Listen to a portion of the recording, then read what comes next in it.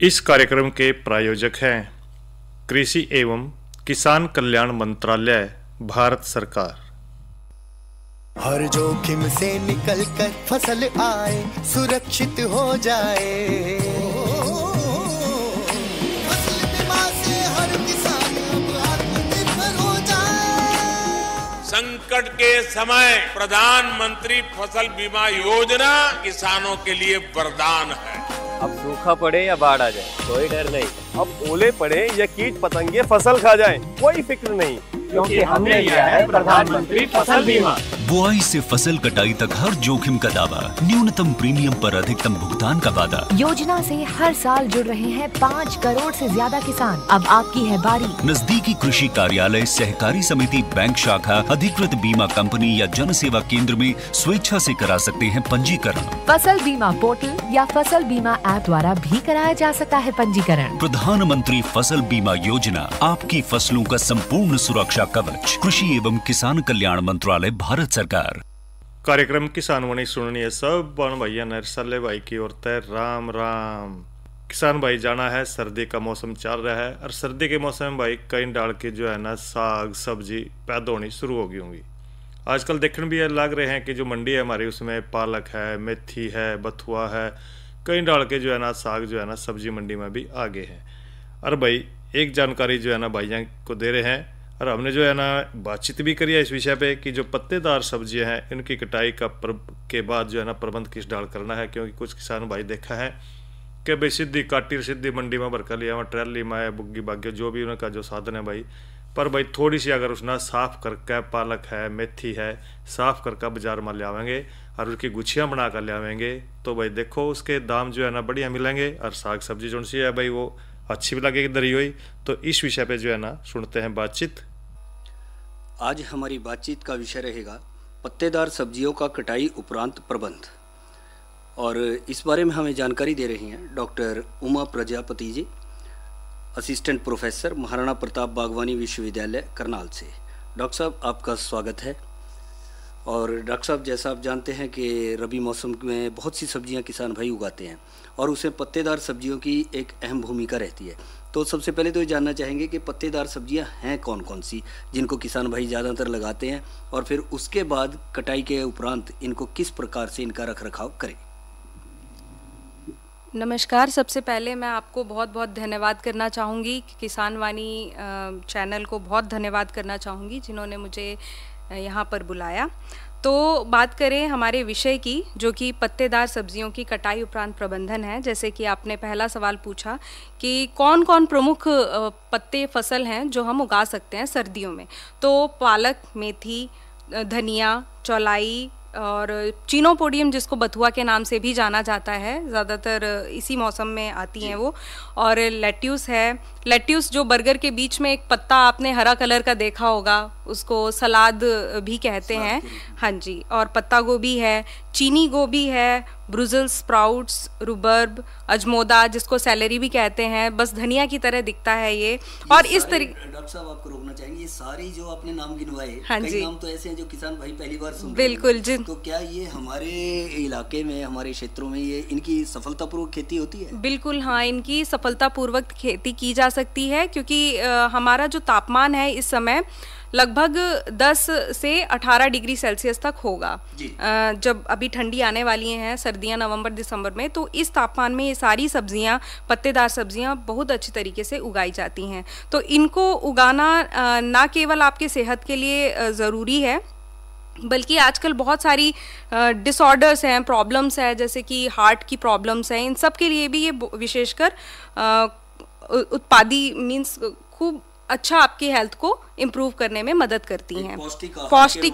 बिल्कुल हाँ जी, पौष्टिक आहार के रूप में आप इनको ले सकते हैं। तो डॉक्टर साहब, आपने बताया कि पौष्टिक आहार के रूप में हम इनको ले सकते हैं, और किसान भाई भी जो है देखा जाए व्यावसायिक तौर पर इनकी काश्त करें तो उनको ज़्यादा फ़ायदा मिलता है।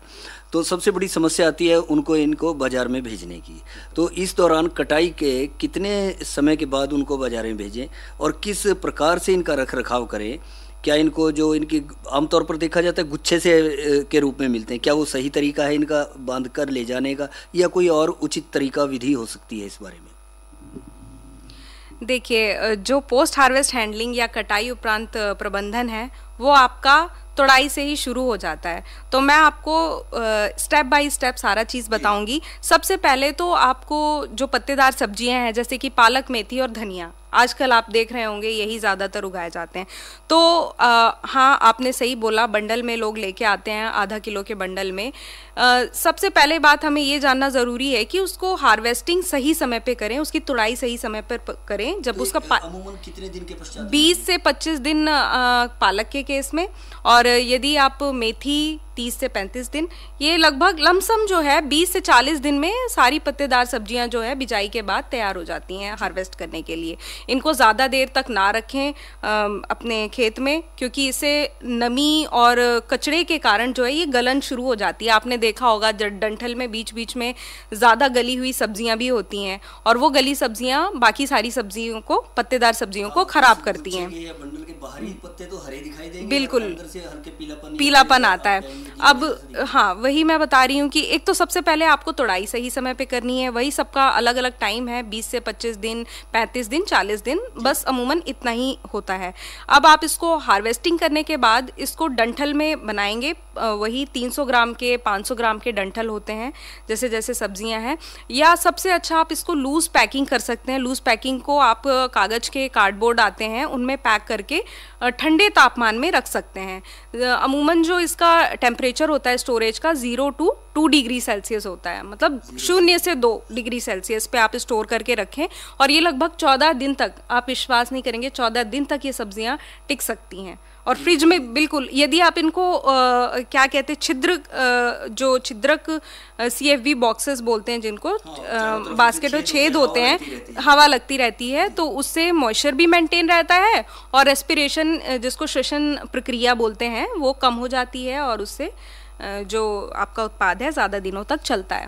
अमूमन डॉक्टर साहब ये देखा गया है, कुछ किसान भाई इनको तोड़ लेंगे, गुच्छे बना लेंगे, या छोटे बंडल जैसा आपने जिक्र किया 300 ग्राम से 500 ग्राम तक के बना लेंगे। उसके पश्चात वो एक जो हमारा परंपरागत तरीका, एक छोटी टोकरी होगी, उसके अंदर रख लेंगे और ऊपर से पत्ते वगैरह ढक करके उसको लगा देंगे। क्या वो विधि सही है उसके अनुसार? देखिए, 2 तरीके की विधि होती है। जो ग्रामीण क्षेत्र होते हैं उसमें बंडल बना के वो उसको टोकरी में रख देते हैं, बल्कि सही प्रक्रिया ये है, अगर आप उसको ज़्यादा से ज़्यादा दिन तक रखना चाहें तो एक तो जूट बैग या गनी बैग, आपने देखा होगा, जो जूट बैग है उसको गीला करके पत्तों को लपेट करके आप रख सकते हैं। दूसरा, एक पॉलीथीन पैकेजिंग आती है जिसमें वही छिद्र होते हैं, लगभग 5% छिद्र आप उसमें कर दें।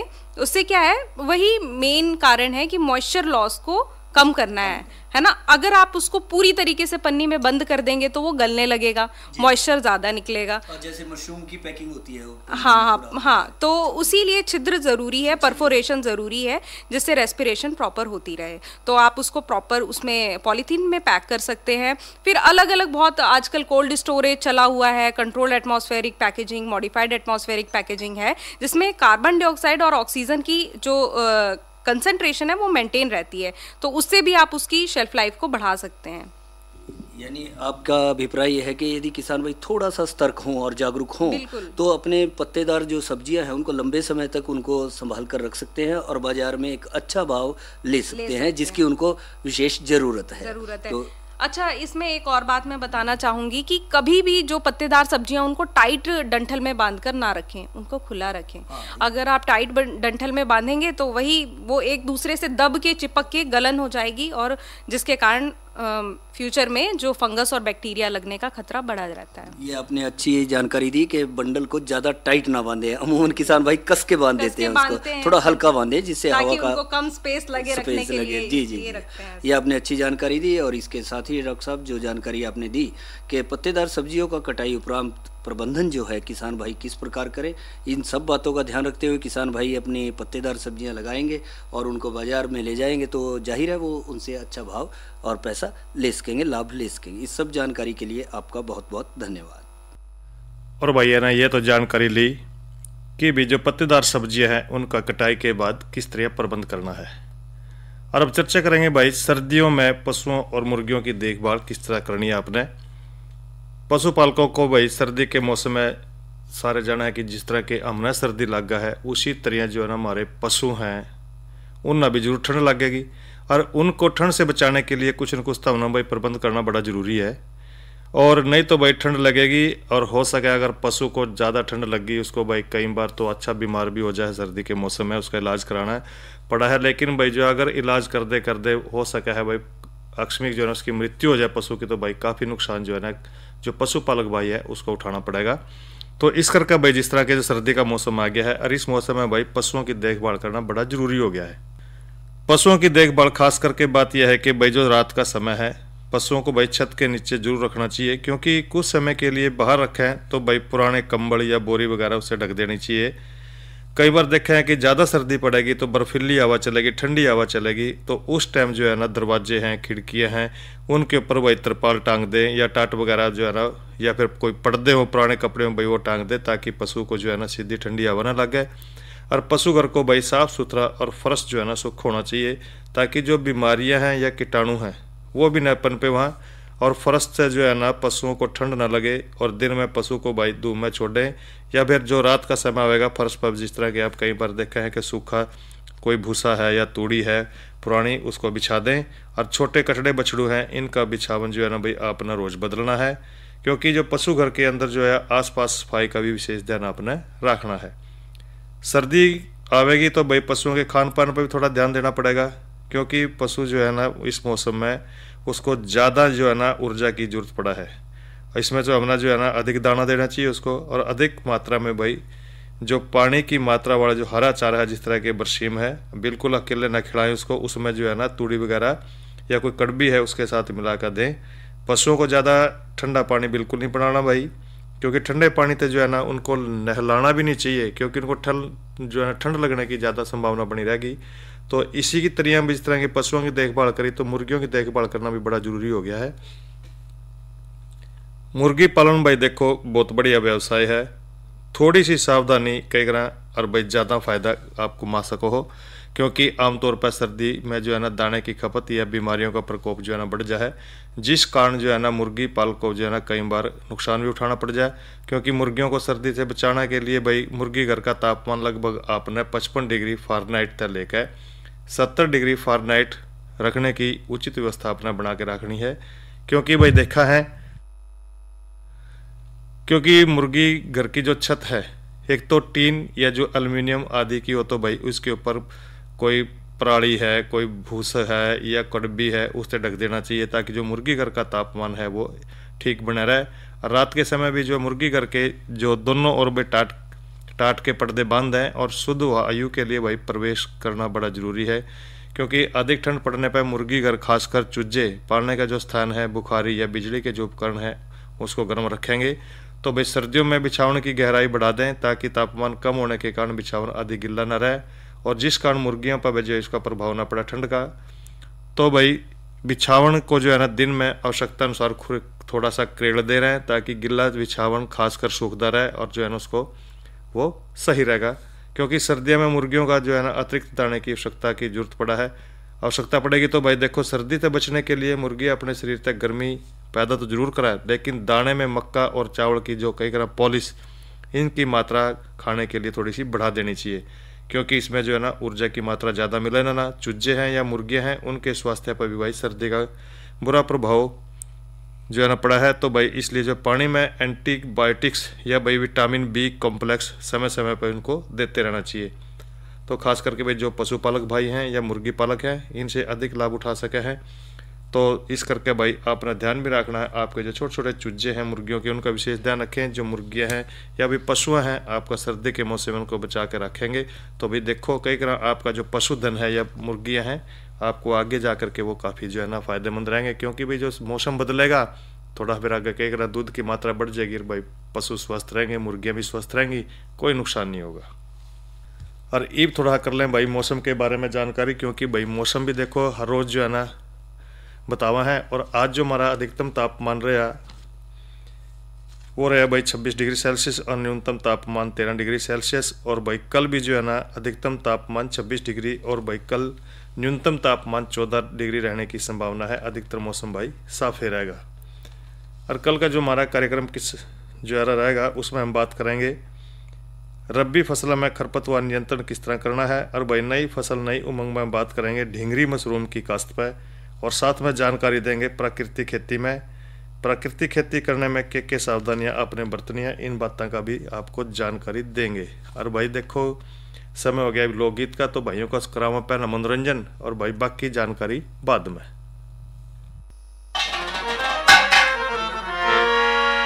ओ मन धुरते या सुरती लाई, फिर थारे दरबारा में आई मौका सत्यायन का।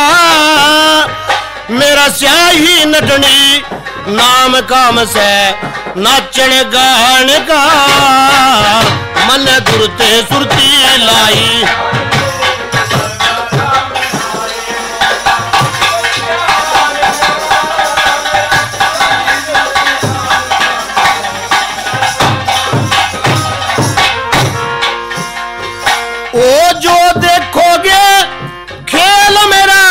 मैं तो घणी चतर नाहरी बादशाह, राजे और महाराजे दे ये तो रकम मने भारी बादशाह, रकम मने सारी जगह मेरी लाज से। ओ मेरा बेडब साजो बाज से देख लिए ढंग बजान का। मेरा शाही नटनी नाम काम से नाचने गान।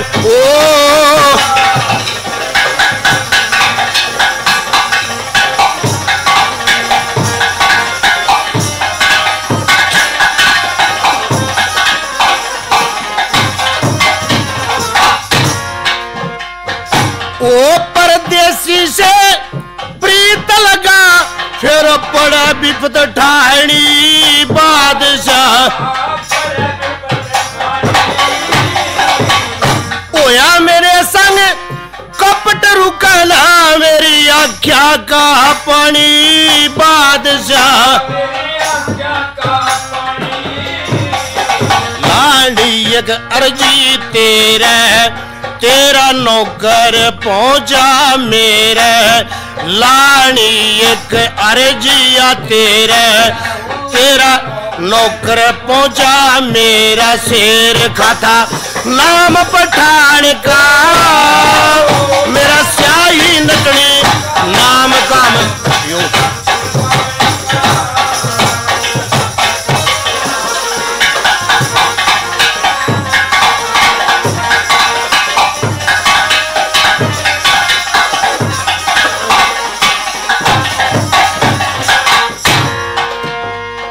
ओ 20,000 रकम मंगी, इन हाथ पसार लिया बादशाह। नौकर समझे आपका मन भी यूं करिए तो बार लिया बादशाह, करिए तो बार। इकरार कर लिया झूठा मेरे पे, ना दस्तक ना गूठा। ओ इकरार कर लिया झूठा मेरे पे, ना दस्तक ना गूठा। काम करया गलती खान का, मेरा शाही नटनी नाम काम से नाचने का। ओ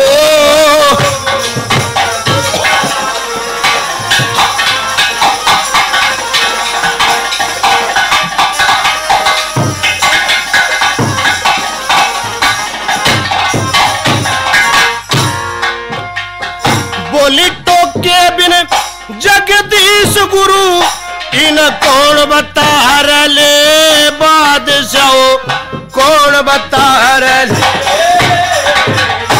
इसका ना इतबार मन, अब तू मुते कले बादशाह।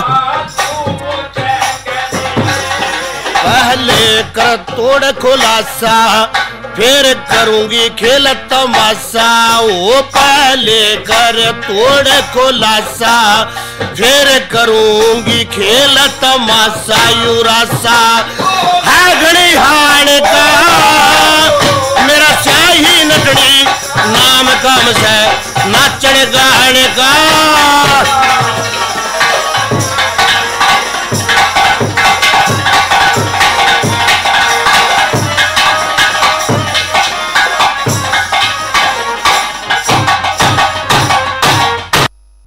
और भाइयों ये तो सुने अपना लोकगीत। और अब जो है ना भाई आज की नसीहत में बात कर रहे हैं सरसों फसल में खरपतवार नियंत्रण पर। किसान भाई भी जाना है कि सरसों जो है ना हमारे प्रदेश की भाई सर्दी ऋतु में उगाई जाने वाली एक महत्वपूर्ण तिलहनी फसल है। पिछले कुछ सालों तक भी भाई सरसों की उत्पादकता देखें तो हरियाणा राज्य जो है ना अग्रणी राज्य रहा है। और सभी प्रकार की कई भाई फसलों के अधिक जो है ना हमने उत्पादन करना है तो बढ़िया तरीके के जो है ना गुणवत्ता वाले एक तो बीज की जरूरत पड़ेगी, संतुलित खाद की जरूरत पड़ेगी, उचित मात्रा में भाई सिंचाई की भी, और समय पर बिजाई रोपाई या और फसलों की बीमारियां, इनकी देखभाल, कीट हैं, खरपतवारों की रोकथाम, बहुत सारी जरूरी जो चीज़ें हैं इनका भी ध्यान हमने करना पड़ेगा। फसलों में होने वाले नुकसान में भाई खरपतवारों का बड़ा योगदान रहा है, क्योंकि ज़्यादातर देखा है कि जो पैदावार है उसका 10 से लेकर 60% व कई बार भाई इससे भी ज़्यादा कम कर दे हैं वो फसल ने। खरपतवार के कारण न केवल कई भाई फसलों का उत्पादन कम हुआ बल्कि उत्पादन जो फसल है या बीज की गुणवत्ता है इसके ऊपर भी इसका असर देखने को मिला है। खरपतवार न केवल फसल को मिलने वाला पोषक तत्व है जिस तरह के नाइट्रोजन है, फास्फोरस है, पोटास है, फसलों को भाई वो कई चुरा भी ले हैं, बल्कि हमारी जो ज़मीन है भाई पानी को भी अवशोषित कर ले हैं। इसके अलावा जो खरपतवार है कीड़े और बीमारियों को भी बढ़ावा दे हैं, यानी कि जो फसल है इनकी सही पैदावार भाई और बीजों की गुणवत्ता के लिए खरपतवारों की रोकथाम करना बड़ा जरूरी है। खरपतवार नियंत्रण का जिक्र करें तो भाई जिस तरह के खरपतवार भी सरसों के में कई डाल के आ जाए हैं, जिस तरह के बाथू है, खड़बात है, प्याजी, सेंजी, जंगली धनिया, जंगली पालक, मैना, चटरी मटरी, हिरणखुरी, कृष्ण नील, कंडाई, सरसों की दूधी आदि सरसों के जो है ना मुख्य चौड़ी पत्ते वाले खरपतवार हैं। जंगली जई, कणकी और भाई कई तरह सरसों के मुख्य घास जाति वाले खरपतवार हैं। तो भाई इस तरह के जो खरपतवार हो रहे हैं खेत में इनकी देखभाल करना या भाई इनका जो है ना कई तरह विनाश करना या निकालना बड़ा जरूरी हो जाए सरसों की फसल के लिए। खरपतवार नियंत्रण के लिए भाई देखो निराई गुड़ाई करके खरपतवार को नष्ट करना है। सरसों में 2 गुड़ाइयाँ बिजाई के 3 और 5 सप्ताह के बाद जरूर करें, लेकिन निराई गुड़ाई हर जगह कई तरह भाई संभव ही नहीं हो सकती। ऐसी अवस्था में भी जो खरपतवार नाशक हैं इनका प्रयोग कर खरपतवार पर नियंत्रण पाया जा सके। और ये भी बात यह है कि जो खरपतवार नाशक हैं जिस तरह के पेंडीमेथालिन, स्टाम्प 30 EC की जो है ना 1.25 से लेकर के 1.5 लीटर मात्रा प्रति एकड़ का फसल बिजाई के तुरंत बाद इस्तेमाल करना था भाई बहुत सारे जो खरपतवार हैं उनको नियंत्रण में कर सके हैं। खरपतवार नाशक जो पेंडीमेथालिन है का छिड़काव करते समय खेत में भाई एक तो नमी बना के रखना बड़ा जरूरी है, और जब हम इसका भाई कई प्रयोग करेंगे तो सरसों में जो घास जाति वाले खरपतवार हैं उनको जो है ना आइसोप्रोट्यूरान या फिर कई प्यूमा पावर या टॉपिक जो खरपतवार नाशक को बिजाई के 30-35 दिन बाद छिड़काव करके नियंत्रित कर सका है। और भाई ज़्यादातर तिलहनी फसलें हैं वर्षा पर जो है ना निर्भर कर रहे हैं। अधिकतर जो है ना वर्षा की दबी जिस तरह की नमी में खासकर रबी मौसम में बीजी जावा है, तो भाई ऐसी स्थिति में खेत की ऊपरी सतह जिस तरह सूख दी रहा है और इसलिए ज़मीन पर भाई जो डाली जाने वाली जो खरपतवार नाशक रसायन है सिफारिश नहीं की जावा, क्योंकि सूखी ज़मीन में इन दवाओं का असर खरपतवार नियंत्रण पर असरदार नहीं पाया गया है।